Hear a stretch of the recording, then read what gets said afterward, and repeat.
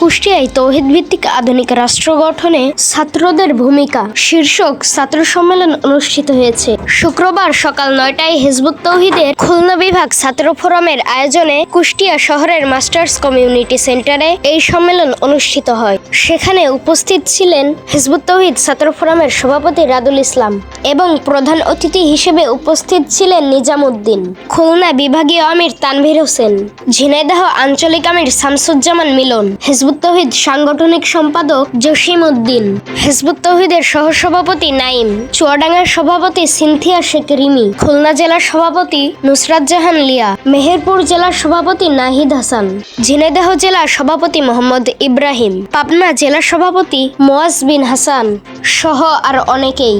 Hizb ut তৌহিদ ছাত্র forum বলেন, আজ পৃথিবীর কোথাও শান্তি নাই।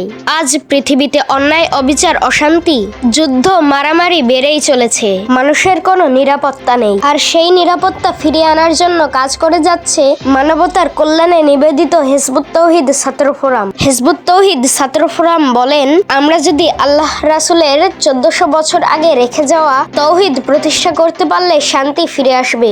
সেই তৌহিদ, যেই তৌহিদ প্রতিষ্ঠার ফলে আরবের মানুষ মাটির মানুষ থেকে সোনার মানুষ হয়ে গিয়েছিল। সমাজে কোনো চুরি হতো না, ডাকাতি হতো না, ঘরের দরজা খুলে শান্তিতে ঘুমাতো। একটা মেয়ে যখন রাতের অন্ধকারে শত শত মাইল হেঁটে যেত, তখন আল্লাহ ছাড়া কারোর ভয় ছিল না। আমরা যদি সেই ইসলাম প্রতিষ্ঠা করতে পারি, তাহলে আমরা শান্তিতে থাকতে পারবো। আর এই লক্ষ্যেই কাজ করে যাচ্ছে হিজবুত তৌহিদ ছাত্র ফোরাম। তাদের মূল লক্ষ্য উদ্দেশ্য হচ্ছে সবাই ঐক্যবদ্ধ হয়ে শান্তিপূর্ণ ইসলাম গঠন করে জিহাদ কেতালের মাধ্যমে আল্লাহর রাস্তায় সংগ্রাম করা।